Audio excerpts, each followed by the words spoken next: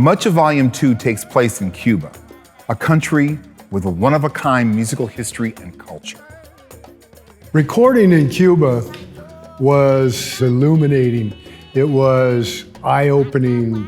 It was an epiphany because I didn't realize that people could actually look at a recording session as a celebration of music, a celebration of culture, and a celebration of being together and exhilarating and exalting life through the music form.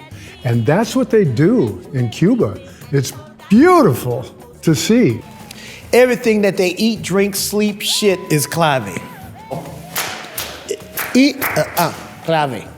Clave is the way they move, they think, and they possess what they have it. The way you bend your knees when you're walking, the way you're dancing, they'll know. No eso clave. No bueno.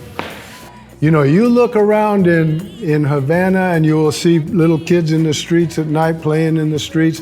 You see a lot of poor people living in these high-rise apartments, 2-3 families in a little 1-2 bedroom place.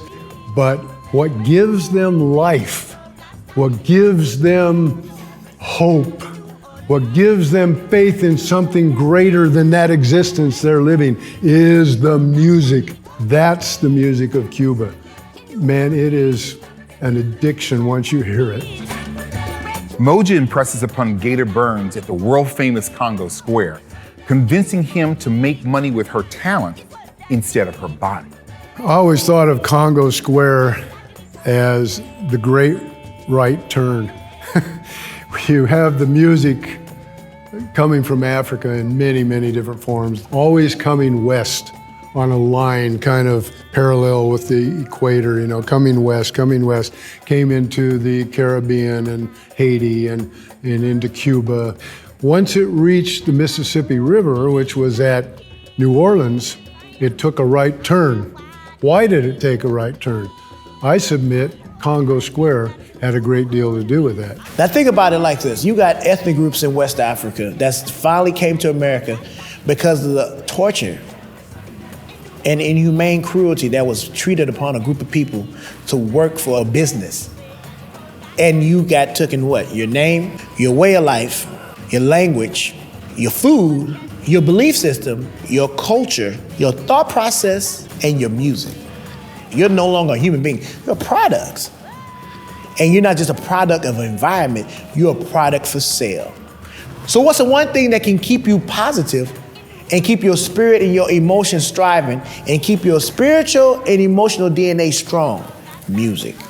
Now you have all these different ethnic groups that was down in New Orleans. You had the Ashanti, you had the Ga, you had Wolof, you had some Manding, you had some Mende, you had all these different ethnic groups from different countries, Mali, Benin, Nigeria, Ghana, and they were all there playing their ways of life with different instruments that didn't come from their areas. They had to make makeshift instruments. They created a style of dance, a style of music called the bambula, which is the first trace of what the rhythms call. The Mardi Gras Indians rhythms, you can hear it. The second line music, you can hear it. You can hear it.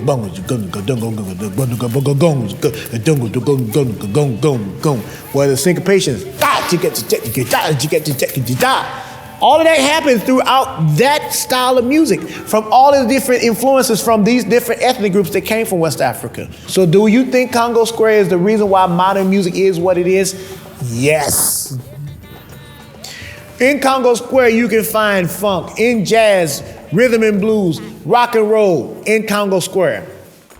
Billy Ellis is conscripted as a child to join the Union Army as a bugler.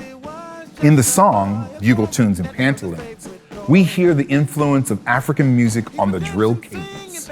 I had a drill sergeant in boot camp, black, who had a wonderful cadence. It was so fun, so cool, that I can't even duplicate it. I wish I could so I could demonstrate it. And I asked him, wow, where did you come up with that? That is so cool. It just makes me feel like marching. In fact, I feel like I could march for miles further if you were doing that kind of cadence. And he said, I got it from a long line in my family that goes clear back to the Civil War, when one of my great-great-great-granddaddies started doing that, and everybody said the same thing you just said. Wow, that is really cool. Let's do that, you know?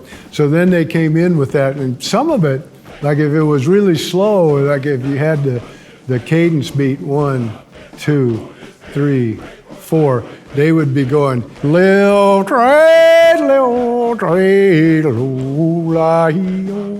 know, they do like this, and you go, wow, that is so cool. And all of a sudden, you could almost hear Sam Cooke, you know, singing in the background there. And this is the kind of thing that they brought to the military scene, and I felt it was important to put it in the project to show yet another little tributary where African music influenced what we do today.